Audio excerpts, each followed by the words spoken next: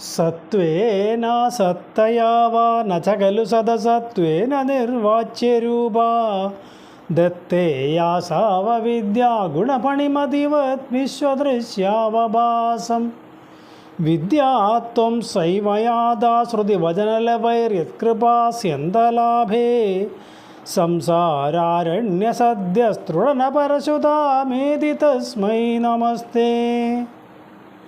സത്വേന അസത്തയാ വാ ന ച ഖലു സദ് അസത്വേന നിർവാച്യരൂപ ദത്തേ യാസൗ അവിദ്യാ ഗുണഫണിമതിവത് വിശ്വദൃശ്യ അവഭാസം വിദ്യാത്വം സാ ഏവ യാതാ ശ്രുതിവചനലവൈഃ യത് കൃപാസ്യന്തലാഭേ സംസാര ആരണ്യസദ്യഃ തൃണപരശുതാം ഏതി തസ്മൈ നമസ്തേ.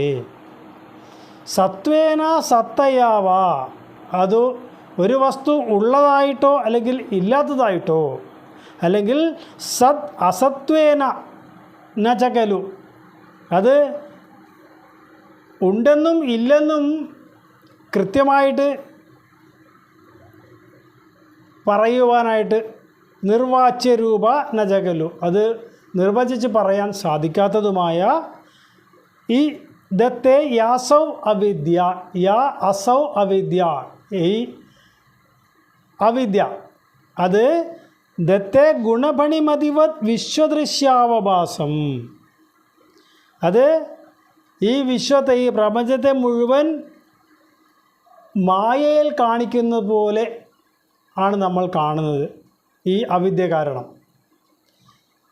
വാസ്തവത്തിൽ ഗുണപണിമതിവത് എന്ന് പറഞ്ഞിരിക്കുന്നതിൽ എങ്ങനെയാണോ നേരിയ ഇരുട്ടിൽ കിടക്കുന്ന പഴകിയ കയർ ഒരു പാമ്പായിട്ട് നമുക്ക് പ്രതീതി ഉളവാക്കുന്നത് എന്ന് പറഞ്ഞതുപോലെ, ഈ അവിദ്യ നമ്മളുടെ മനസ്സിൽ ഇരുന്നു കൊണ്ട് ഈ പ്രപഞ്ചം തന്നെ ഉള്ളതാണ് എന്നുള്ള ഭ്രമം നമ്മളിൽ ജനിപ്പിക്കുന്നു.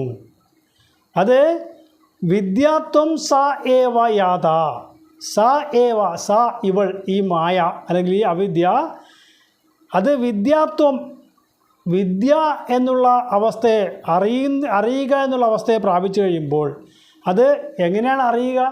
ശ്രുതിവചനലവൈഃ, വേദാന്ത വാക്യങ്ങൾ കുറേശ്ശെയായിട്ട്, ലവൈഹി കുറേശ്ശെയായിട്ട് നമുക്ക് മനസ്സിലായി തുടങ്ങും. എങ്ങനെ? യത് കൃപാസ്യന്തലാഭേ, ആ ഭഗവാന്റെ കൃപ നമുക്ക് ലഭിച്ചു കഴിഞ്ഞാൽ അല്പാൽപമായിട്ട് വേദാന്തവാക്യ വിജ്ഞാനം നമ്മളിൽ ഉണർന്നു വരും. അങ്ങനെയുള്ള ആ വേദാന്തവാക്യം ഉണർന്ന് അത് അറിവിൻ്റെ രൂപത്തെ പ്രാപിക്കുമ്പോൾ ഈ മായ തന്നെ സംസാര ആരണ്യസദ്യ, ഈ സംസാരമാകുന്ന ആരണ്യം, കാടിനെ തൃണപരശുതാം ഏതി, അതിനെ, ആ കാട് മുഴുവൻ വെട്ടിക്കളയുന്ന പരശുതാം, മഴുവായിട്ട് അല്ലെങ്കിൽ കോടാലിയായിട്ട് മാറുന്നു, അവസ്ഥാന്തരം പ്രാപിക്കുന്നു.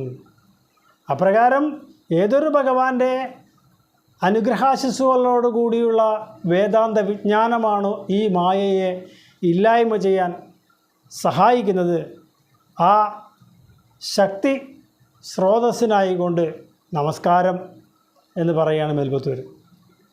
അപ്പോൾ ഉണ്ടെന്നോ ഇല്ലെന്നോ, അല്ലെങ്കിൽ ഉണ്ടെന്നും ഇല്ലെന്നും തീർച്ചപ്പെടുത്തി പറയുവാൻ കഴിയാത്തതായ ഒരു സ്വഭാവമാണ് ഈ മായയ്ക്കുള്ളത്. ഈ മായ അല്ലെങ്കിൽ ഈ അവിദ്യ അത് നമ്മളെ ഇല്ലാത്തതിനെ ഉണ്ട് എന്നുള്ള ഭ്രാന്തി ജനിപ്പിക്കും. ഈ മായയ്ക്കതിന് രണ്ട് രൂപങ്ങളാണ് എന്നാണ് പറയുന്നത്, അവിദ്യയെന്നും വിദ്യയെന്നും. ഈ അവിദ്യാരൂപമായിരിക്കുന്ന മായ നമ്മളെ ഭ്രമിപ്പിച്ച് അവസാനം ആ അവിദ്യ നാം നീങ്ങുമ്പോൾ വിദ്യ ഉണ്ടായിട്ട് നമുക്ക് ഭഗവത് തത്വം മനസ്സിലാക്കാനായിട്ടുള്ള സാഹചര്യം ഉണ്ടാകും എന്നാണ് പറയുന്നത്. അതിന് കൊടുത്തിരിക്കുന്ന ഉദാഹരണമാണ്, പ്രകാശം കുറയുന്ന സമയത്ത് വഴിയിൽ കാണുന്ന കയറിനെ പാമ്പാണ് എന്ന് തെറ്റിദ്ധരിക്കുന്നത്. ആ കയറിന്മേൽ തന്നെ പ്രകാശം പതിച്ചു കഴിഞ്ഞാൽ അവിടെ ഉണ്ടായിരുന്ന അല്ലെങ്കിൽ അവിടെ ആരോപിക്കപ്പെട്ടിരുന്ന ആ പാമ്പ് മാറി കയറ് മാത്രമാകുന്നു എന്ന് പറഞ്ഞതുപോലെ ഇവിടെ വിക്ഷേപവും ആവരണവും സ്വരൂപമാക്കിയിരിക്കുന്ന ഈ മായ ഉള്ളതിനെ മറയ്ക്കുകയും മറ്റൊന്നിനെ കാണിക്കുകയും ചെയ്യുന്ന ആ സ്വരൂപത്തോടു കൂടിയതാണ് ഈ മായ. ഈ മായയെ തരണം ചെയ്യാനായിട്ട് യത് കൃപാസ്യന്തലാഭേ, ഏതൊരു ഭഗവാന്റെ കൃപ ലഭിച്ചാലാണോ ശ്രുതിവചനലവൈഹി, വേദാന്ത വാക്യങ്ങൾ അല്പാൽപമായിട്ട് നമുക്ക് മനസ്സിലായി വരുമ്പോൾ വാസ്തവത്തിൽ ഈ അവിദ്യ മാറി വിദ്യ പ്രകാശിതമാകുമ്പോൾ അവിടെ ഭ്രമം ഉണ്ടാക്കിയിരുന്ന വസ്തു പാടെ നീങ്ങി എന്താണോ വാസ്തവത്തിലുള്ളത് അതിനെ യഥാർത്ഥമായിട്ട് കാണാനായിട്ട് സാധിക്കുന്ന അവസ്ഥയിലേക്ക് നമ്മൾ എത്തിച്ചേരും. അതാണ് ആ അവിദ്യ അല്ലെങ്കിൽ ആ മായയാണ് ഇവിടെ സംസാരം ഉണ്ടാക്കുന്നത്. ആ സംസാരമാകുന്ന കാടിനെ പൂർണ്ണമായി വെട്ടിക്കളയാൻ നമ്മെ സഹായിക്കുന്ന ഒരു കോടാലിയായിട്ട്, ഒരു പരസ്യമായിട്ട് ഈ വിദ്യ പ്രകാശിക്കും. അപ്രകാരം ആ വിദ്യ ലഭിക്കുവാനുള്ള അനുഗ്രഹം നൽകുന്ന അല്ലയോ ഭഗവാനെ, അങ്ങേക്കായിക്കൊണ്ട് നമസ്കാരം. സത്വേന സത്തയാവ നജഗലു സദസത്വേന നിർവാച്യരൂപ ദത്തേ യാസാവ വിദ്യ ഗുണപണിമതിവത് വിശ്വദൃശ്യാവഭാസം വിദ്യാത്വം സൈവയാത ശ്രുതിവചനലവൈരികൃപാസ്യന്തലാഭേ സംസാരാരണ്യസദ്യ സ്തൃഢനപരശുതാമേതി തസ്മൈ നമസ്തേ. ഭൂഷാസു സ്വർണവത്വാ ജഗതി ഗടശരാവാദികേ മൃത്തികാവത് തത്വേ സഞ്ചിന്യമാനേ സ്ഫുരതി തദുനാപ്യദ്വിതീയം വപുസ്തേ. സ്വപ്നദ്രഷ്ടുപ്രബോധേ തിമിരലയവിധൗ ജീർണരജ്ജോശ്ച യദ്വത് വിദ്യാലാഭേ തദൈവ സ്ഫുടമപി വികസേത് കൃഷ്ണ തസ്മൈ നമസ്തേ. ഭൂഷാസു സ്വർണവത് വാ ജഗതി ഘടശരൗ ആദികേ മൃത്തികാവത് തത്വേ സഞ്ചിന്യമാനേ സ്ഫുരതി തത് അധുനാ അപി അദ്വിതീയം വപുഃ തേ. സ്വപ്നദ്രഷ്ടുഃ പ്രബോധേ തിമിരലേവിതൗ ജീർണരജ്ജോഃ ച യദ്വത് വിദ്യാലാഭേ തഥാ ഏവ സ്ഫുടം അഭിവികസേത് കൃഷ്ണ തസ്മൈ നമസ്തേ. ഭൂഷാസു സ്വർണവത് വാ, ഈ ഭൂഷകളിൽ അല്ലെങ്കിൽ ആഭരണങ്ങളിൽ വെച്ചിട്ട് ഏത് പ്രാധാന്യമാണോ സ്വർണത്തിനുള്ളത്, അതുപോലെ ജഗതി ഘടശരൗ ആദികേ മൃത്തികാവത്, ഈ പ്രപഞ്ചത്തിൽ കുടമായാലും അല്ലെങ്കിൽ ചിരാതായാലും ഒക്കെ അതിന് ഈ മൃത്ത് അല്ലെങ്കിൽ മണ്ണിനോട് എന്ത് ബന്ധമാണോ ഉള്ളത്, അതുപോലെ തത്വേ സഞ്ചിന്യമാനേ, നമ്മൾ തത്വത്തെക്കുറിച്ച് വിചാരണം ചെയ്തു കഴിഞ്ഞാൽ സ്ഫുരതി തത്, പ്രകാശിതമാകുന്ന ആ സദ്വസ്തു ഏതാണ് എന്നാൽ അധുന അഭി അദ്വിതീയം വപുഃ തേ, ഇപ്പോഴും ഈ വർത്തമാനകാലത്തിലും അത് അങ്ങയുടെ ആ രണ്ടാമതാക്കാൻ കഴിയാത്തതായ അങ്ങയുടെ വപുസ് തന്നെയാണ് എന്ന് മനസ്സിലാകും. സ്വപ്നദ്രഷ്ടുഃ പ്രബോധേ, സ്വപ്നം കണ്ട് ഉണർന്ന ഒരാൾക്ക് ബോധം വരുമ്പോൾ താൻ കണ്ടിരുന്ന സ്വപ്നമാണ് എന്ന് തോന്നുന്നത് പോലെയും പ്രബോധേ തിമിരലയവിധൗ ജീർണരജ്ജോഃ ച യദ്വത്, തിമിരലയവിധൗ, ആ തിമിരം ലയിച്ചു കഴിഞ്ഞാൽ അല്ലെങ്കിൽ ആ അന്ധകാരം മാറിക്കഴിഞ്ഞാൽ നമുക്ക് ജീർണരജ്ജോഃ, ജീർണിച്ച രജ്ജു കയർ, ആ ജീർണിച്ച കയറാണ് നമുക്ക് പ്രകാശത്തിൻ്റെ അസാന്നിധ്യത്തിൽ അത് പാമ്പാണ് എന്നുള്ള ഒരു ബോധ്യമുണ്ടാക്കിയത്. അപ്പോൾ ശരിയായ പ്രകാശം വന്നു കഴിഞ്ഞപ്പോൾ നമുക്ക് മനസ്സിലായി അത് പാമ്പല്ല, ഒരു പഴകിയ കയറാണ് എന്ന്. അതുപോലെ യദ്വത് വിദ്യാലാഭേ തഥായേവ, എപ്പോഴാണോ ഈ ആത്മവിദ്യ മനസ്സിൽ തെളിഞ്ഞു വരുന്നത് അപ്പോൾ തഥായേവ സ്ഫുടമഭിവികസേത്, അപ്പോൾ ആ അദ്വിതീയമായിരിക്കുന്ന അങ്ങയുടെ സ്വരൂപം മനസ്സിൽ വളരെ സ്പഷ്ടമായിട്ട് തന്നെ തെളിഞ്ഞ് പ്രകാശിക്കും. അപ്രകാരമുള്ള അങ്ങയുടെ ആ രൂപത്തിനായിക്കൊണ്ട് നമസ്കാരം. ആഭരണവിശേഷങ്ങളിൽ എല്ലാം പൊതുവായിട്ടുള്ളത് സ്വർണം തന്നെയാണ്. നമ്മൾ ഏതെങ്കിലും ഒരു കഷണം സ്വർണം കൊണ്ടുപോയിട്ട് ഒരു സ്വർണ്ണപ്പണിക്കാരൻ്റെ അടുത്ത് കാണിച്ചു കഴിഞ്ഞാൽ അയാൾ ഇത് കമ്മലെന്നോ മാലയെന്നോ വളയെന്നോ തളയെന്നോ അല്ല പറയുക, ഇത് സ്വർണം എന്നേ പറയും. കാരണം അദ്ദേഹത്തിൻ്റെ ദൃഷ്ടിയിൽ ഇതിൻ്റെ എല്ലാം ഉള്ളിലിരിക്കുന്ന വസ്തു, അത് കമ്മലായാലും മോതിരമായാലും മാലയായാലും ഒക്കെ അതിലുള്ള സ്വർണമാണ് എന്നുള്ള പേര് മാത്രമേ അദ്ദേഹം പറയൂ. എന്നാൽ നമ്മളുടെ വ്യവഹാരത്തിൽ അത് സ്വർണമെന്നല്ല പറയുന്നത്, അത് മാലയെന്നോ വളയെന്നോ കമ്മലെന്നോ ഒക്കെയാണ്. അപ്പോൾ ഏത് പ്രകാരത്തിലാണ് വിവിധങ്ങളായി ഈ ആഭരണ വിശേഷങ്ങളിലൊക്കെ കുടികൊള്ളുന്ന സ്വർണം ഏകമാണ് എന്നുള്ള ബോധമുണ്ടാകുന്നത്, അതേപോലെ തന്നെ നമ്മൾ മൺകുടവും മൺചിരാതുമൊക്കെ കാണുമ്പോൾ നമുക്ക് ഇതിൻ്റെ ആകൃതി വിശേഷം അനുസരിച്ചുള്ള പേരുകളായിരിക്കും അവയ്ക്ക് നാം കൽപ്പിക്കുക. പക്ഷേ അതിനെ എല്ലാം ആധാരപ്പെടുത്തി ഏതൊരു വസ്തുവാണോ ഉള്ളത് അത് മണ്ണാണ്.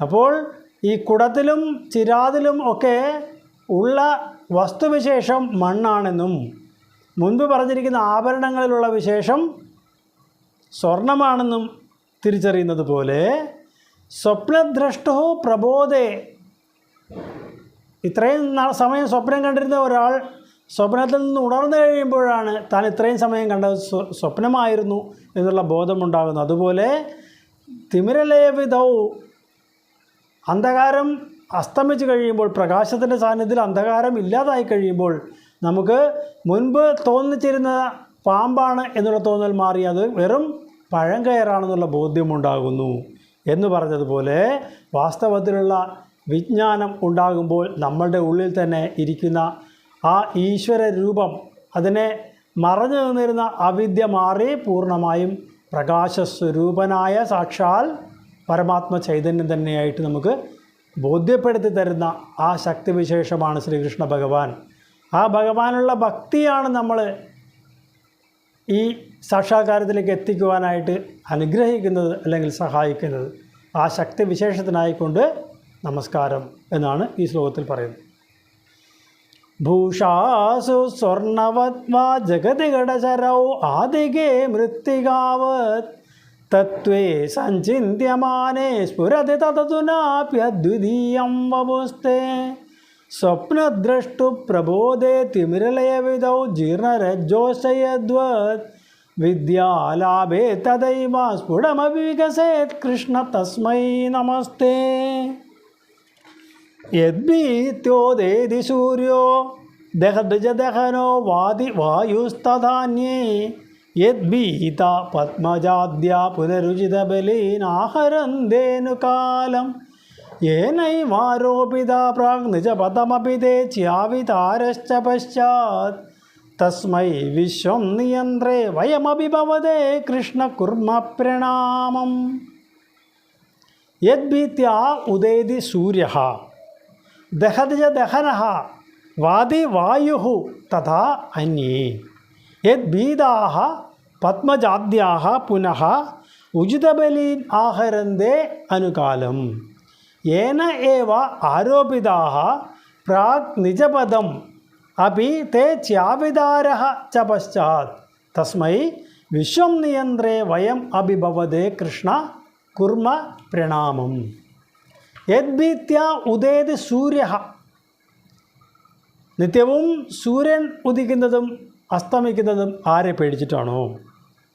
അതുപോലെ ദഹതിച്ച ദഹനഃ, ഈ അഗ്നി ആരെ പേടിച്ചിട്ടാണോ ദഹിപ്പിക്കുന്നത്?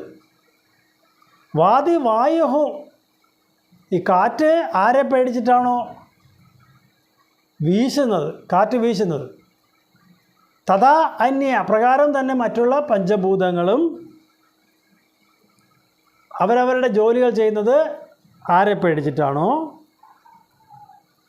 പുനഃ ഉചിതബലീൻ യദ്ഭീതാഃ പത്മജാദ്യാഃ, ആരെ പേടിച്ചിട്ടാണോ ഈ പത്മജൻ അല്ലെങ്കിൽ ബ്രഹ്മദേവൻ തുടങ്ങിയ ദേവന്മാരൊക്കെ അവരവരുടെ കൃത്യങ്ങളിൽ വ്യാപൃതരായിരിക്കുന്നത്. പുനഃ ഉചിതബലീൻ ആഹരന്തേനു കാലം, അവരെല്ലാം യഥാസമയം ഏതൊരു ശക്തിവിശേഷത്തിനാണോ വേണ്ടതായ പൂജാദികളൊക്കെ ശ്രദ്ധയോടുകൂടി നടത്തുന്നത്.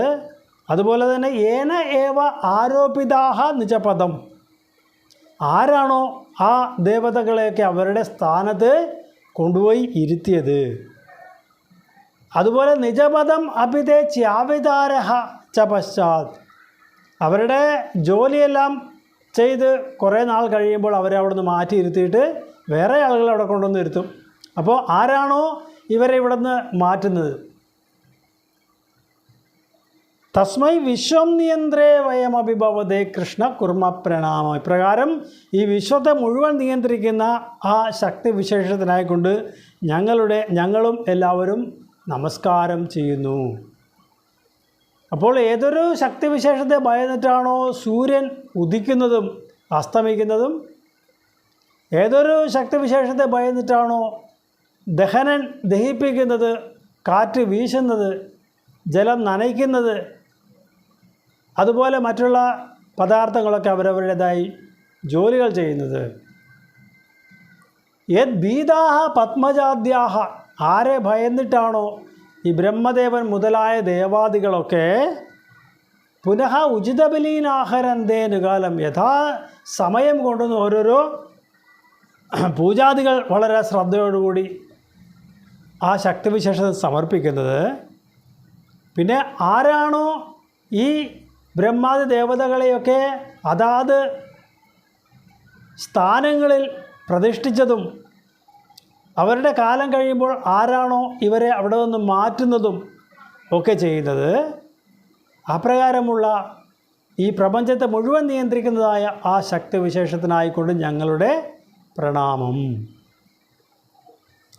യദ്ഭീത്യോദേതി സൂര്യോ ദഹതി ച ദഹനോ വാതി വായുസ്തധാന്യേ യദ്ഭീത പത്മജാദ്യ പുനരുചിതബലീനാഹരന്തേനു കാലം യേനൈവാരോപിത പ്രാങ് നിജപദമഭിതേ ച്യാവിതാരശ്ച പശ്ചാത് തസ്മൈ വിശ്വം നിയന്ത്രേ വയമഭിഭവതേ കൃഷ്ണ കുർമ്മ പ്രണാമം. ത്രൈലോക്യം ഭാവയന്തം ത്രിഗുണമയമിദം ത്രക്ഷരസൈകവാച്യം ത്രീശാനാമൈക്യരൂപം ത്രിഭിരഭിനിഗമൈർഗീയമാനസ്വരൂപം തിസ്രോവസ്ഥാവിദന്തം ത്രിയുഗജനിജുഷം ത്രിക്രമാക്രാന്തവിശ്വം ത്രൈകാല്യേ ഭേദഹീനം ത്രിഭിരഹമനിശം യോഗഭേദൈർഭജേ ത്വം. ത്രൈലോക്യം ഭാവയന്തം ത്രിഗുണമയമിദം ത്രക്ഷരസ്യ ഏകവാച്യം ത്രീശാനാം ഐക്യരൂപം ത്രിഭിഃ അഭിനിഗമൈഃ ഗീയമാനസ്വരൂപം തിസ്രഃ അവസ്ഥാ വിദന്തം ത്രിയുഗജനിജുഷം ത്രിക്രമാക്രാന്തവിശ്വം ത്രൈകാല്യേ ഭേദഹീനം ത്രിഭിഃ അഹം അനിശം യോഗഭേദൈഃ ഭജേ ത്വാം. ത്രൈലോക്യം ഭാവയന്തം ത്രിഗുണമയമിതം, ഈ ത്രിഗുണങ്ങൾ സത്വ രജസ് തമോ ഗുണങ്ങളെ ആശ്രയിച്ചുകൊണ്ട് ത്രൈലോക്യം ഭാവയന്തം, ഈ പ്രപഞ്ചത്തെ അല്ലെങ്കിൽ ഈ മൂന്ന് ലോകത്തെയും സൃഷ്ടിക്കുന്നവനും ത്രക്ഷരസ്യ ഏകവാച്യം, മൂന്ന് അക്ഷരവും ചേർന്ന പ്രണവത്തിൻ്റെ യഥാർത്ഥ അർത്ഥവും, അകാരം ഉകാരം മകാരം തുടങ്ങിയ മൂന്ന് അക്ഷരങ്ങൾ ചേർന്ന ആ പ്രണവ ശബ്ദത്തിൻ്റെ മുഖ്യമായ അർത്ഥവും ത്രീശാനാം ഐക്യരൂപം, ത്രിമൂർത്തികളുടെ ഏകഭാവവും ത്രിഭിഃ അഭിനിഗമൈഃ, മൂന്ന് വേദങ്ങളും ഗീയമാനസ്വരൂപം, പാടിപ്പുകഴ്ത്തുന്ന അല്ലെങ്കിൽ കീർത്തിക്കുന്ന സ്വരൂപം ഉള്ളവനും തിസ്രഃ അവസ്ഥാവിദന്തം, മൂന്ന് അവസ്ഥകളിലും അറിയുന്നവൻ, ജാഗ്രത് സ്വപ്ന സുഷുപ്തി ആദി മൂന്ന് അവസ്ഥകളിലും അറിയുന്നവനും അല്ലെങ്കിൽ മൂന്ന് അവസ്ഥകളെയും അറിയുന്നവനും ത്രിയുഗജനജുഷം, മൂന്ന് യുഗങ്ങളിലും അവതരിക്കുന്നവനും ത്രിക്രമാക്രാന്ത വിശ്വം, ഈ മൂന്ന് ലോകങ്ങളെയും മൂന്നടിയാൽ വാമനാവതാരത്തിൽ അളന്നെടുത്തവനും ത്രൈകാല്യേ ഭേദഹീനം, ഈ മൂന്ന് കാലങ്ങളിലും വർത്തമാനം ഭാവി, ഭൂതം ഈ 3 കാലങ്ങളിലും യാതൊരു ഭേദവും ഇല്ലാത്തവനും. ത്രിഭിഹി അഹം അനിശം യോഗഭേദൈഹി സദാസമയവും 3 യോഗങ്ങളെ കൊണ്ട് ഭജിക്കപ്പെടുന്നവനുമായ അല്ലയോ ഭഗവാനെ, അങ്ങേയ്ക്കായിക്കൊണ്ട് നമസ്കാരം. ത്രൈലോക്യം ഭാവയന്തം 3 ലോകങ്ങളെയും സൃഷ്ടിക്കുന്നത്, സ്വർഗം, ഭൂമി, പാതാളം തുടങ്ങിയ 3 ലോകങ്ങളെയും സൃഷ്ടിക്കുന്നത് ഏതൊരു ഭഗവാനാണോ, അതുപോലെ ത്രക്ഷരസ്യ ഏകവാച്യം 3 അക്ഷരങ്ങളുടെയും ചേർന്നുള്ള ഏകസ്വരൂപമായിരിക്കുന്നത് ഏതൊരു ഈശ്വരനാണോ, ത്രീശാനാമൈക്യരൂപം 3 ഈശന്മാരുടെയും 3 മൂർത്തികളുടെയും ഏകഭാവമായിരിക്കുന്നത് ഏതൊരു ദേവതയാണോ അല്ലെങ്കിൽ ഏതൊരു ശക്തിവിശേഷമാണോ, ത്രിഭിഹി അഭി നിഗമൈഹി ഗീയമാനസ്വരൂപം ഋഗ്, യജുസ്, സാമം തുടങ്ങിയ 3 വേദങ്ങളാൽ പാടി പുകഴ്ത്തപ്പെട്ടിരിക്കുന്നത് ഏതൊരു ചൈതന്യത്തെയാണോ, തിസ്രഹ അവസ്ഥാവിദന്തം ജാഗ്രത്, സ്വപ്നം, സുഷുപ്തി എന്ന് പറയുന്ന 3 അവസ്ഥകളെയും അറിയുന്നത് ഏതൊരു ശക്തിവിശേഷമാണോ, ത്രിയുഗജനജുഷം കൃതത്രേത ദ്വാപര യുഗങ്ങളിൽ അവതരിക്കുന്നത് ഏതൊരു പരമാത്മസ്വരൂപനാണോ, ത്രിക്രമാക്രാന്ത വിശ്വം ഈ സ്വർഗവും ഭൂമിയും പാതാളവും ഒക്കെ അതിക്രമിച്ചുകൊണ്ട് സ്ഥിതി ചെയ്ത ആ വാമനമൂർത്തി ഏതൊരു ഭഗവാന്റെ സ്വരൂപമാണോ, പിന്നെ ത്രൈകാല്യ ഭേദഹീനം ഭൂതം, ഭാവി, വർത്തമാനം തുടങ്ങിയ 3 കാലങ്ങളിലും യാതൊരു ഭേദവും ഇല്ലാതെ വർത്തിക്കുന്നത് ഏതൊരു പരമാത്മാവാണോ, അങ്ങനെയുള്ള ആ ഈശ്വരനെ ത്രിഭിഹി അഹമനിശം യോഗഭേദൈഹി 3 യോഗഭേദങ്ങൾ, ഭക്തി, ജ്ഞാന, കർമ്മയോഗങ്ങളാകുന്ന 3 യോഗങ്ങളെ കൊണ്ട് ഞാൻ അങ്ങയെ ഭജിക്കുന്നു. അങ്ങനെയുള്ള അങ്ങയ്ക്കായിക്കൊണ്ട് നമസ്കാരം എന്ന് പറയാം. ത്രൈലോക്യം ഭാവയന്തം ത്രിഗുണമയമിതം ത്രക്ഷരസ്യൈകവാച്യം ത്രീശാനാമൈക്യരൂപം ത്രിഭിരഭിനിഗമൈർഗീയമാനസ്വരൂപം തിസ്രോവസ്ഥാവിദന്തം ത്രിയുഗജനജുഷം ത്രിക്രമാക്രാന്തവിശ്വം ത്രൈകാല്യേ ഭേദഹീനം ത്രിഭിരഹമനിശം യോഗഭേദൈർഭജേത്വം. സത്യം ശുദ്ധം വിബുദ്ധം ജേതി തവബോർനിത്യമുക്തം നിരീഹം നിർദ്വന്ദ്വം നിർവികാരം നിഖില ഗുണഗണ വ്യഞ്ജനാധാരഭൂതം നിർമൂലം നിർമ്മലം തത് നിരവധി മഹിമോല്ലാസി നിർലീനമന്തർദിസംഗാനാം മുനീനാം നിരുപമ പരമാനന്ദ സാന്ദ്രപ്രകാശം. സത്യം ശുദ്ധം വിബുദ്ധം ജയതി തവ വപുഃ നിത്യമുക്തം നിരീഹം നിർദ്വന്ദ്വം നിർവികാരം നിഖില ഗുണഗണ വ്യഞ്ജനാധാരഭൂതം നിർമൂലം നിർമ്മലം തത് നിരവധി മഹിമോല്ലാസി നിർലീനം അന്തഃ നിസ്സംഗാനാം മുനീനാം നിരുപമ പരമാനന്ദ സാന്ദ്രപ്രകാശം. സത്യം ശുദ്ധം വിബുദ്ധം സത്യമായും ശുദ്ധമായും അറിവിൻ്റെ സ്വരൂപമായും ഇരിക്കുന്ന അല്ലയോ ഭഗവാനെ, അങ്ങയുടെ വപുസ് വിജയിച്ചരുളട്ടെ, അങ്ങയുടെ രൂപം വിജയിച്ചരുളട്ടെ. എങ്ങനെയുള്ളൊരു നിത്യമുക്തം, സദാസമയവും മുക്തനായി യാതൊന്നിനോടും ബന്ധമില്ലാതെ മായ ബന്ധം ഇല്ലാത്തവനായും, നിരീഹം യാതൊന്നിനോടും യാതൊരു ആഗ്രഹവും ഇല്ലാത്തവനായും, നിർദ്വന്ദ്വം ദ്വന്ദ്വാവസ്ഥകൾ ഇല്ലാത്ത സ്വരൂപത്തോടു കൂടിയവനും, നിർവികാരം യാതൊരു വികാരങ്ങളും ഇല്ലാത്തവനും, നിഖില ഗുണഗണ വ്യഞ്ജനാധാരഭൂതം എല്ലാ നല്ല ഗുണങ്ങളെയും പ്രകാശിപ്പിക്കുന്നവനായി വിളങ്ങുന്ന ആ ഈശ്വരനായിക്കൊണ്ട് നമസ്കാരം. നിർമൂലം ഒരു കാരണമില്ലാത്തവനും, നിർമ്മലം യാതൊരു മാലിന്യങ്ങളില്ലാത്തവനും, തത് നിരവധി മഹിമ അവധിയില്ലാതോളം ഉള്ള മഹിമയോട് മഹാത്മ്യത്തോട് കൂടിയവനായിട്ട് ഉല്ലാസി വളരെ സന്തുഷ്ടനായിരിക്കുന്നവനും, നിർലീനം അന്തഃ നിസ്സംഗാനാം മുനീനാം. യാതൊരു സംഘവും ഇല്ലാത്ത മുനിജനങ്ങളുടെ ഹൃദയാകാശത്തിൽ പ്രകാശിക്കുന്നവനും നിരുപമ പരമാനന്ദ സാന്ദ്രപ്രകാശം. വളരെ അമൂല്യമായിരിക്കും അല്ലെങ്കിൽ അതുല്യമായിരിക്കുന്ന പരമാനന്ദം തിങ്ങി നിൽക്കുന്ന പ്രകാശസ്വരൂപനായിരിക്കുന്ന അല്ലയോ ഭഗവാനെ, അങ്ങയുടെ ഈ നിഷ്കള ബ്രഹ്മഭാവം വിജയിച്ചരുളട്ടെ. അപ്രകാരമുള്ള ആ രൂപത്തിനായിക്കൊണ്ട് നമസ്കാരം. അപ്പോൾ സദാസമയവും സത്യമായും ശുദ്ധമായും യാതൊന്നിനോടും ഒരു ബന്ധവും ഇല്ലാതിരിക്കുന്നവനും സദാസമയവും ഉണർന്നിരിക്കുന്നവനും കൈവല്യമയമായിട്ട് ഒരാഗ്രഹവും ഇല്ലാത്തതായിട്ട് അദ്വിതീയമായി വികാരരഹിതമായി എല്ലാ നല്ല ഗുണങ്ങളോടും അല്ലെങ്കിൽ ഗുണങ്ങളെയൊക്കെ പ്രകാശിപ്പിച്ചു കൊണ്ടിരിക്കുന്നവനും അനവധി മാഹാത്മ്യത്തോടു കൂടിയവനുമായ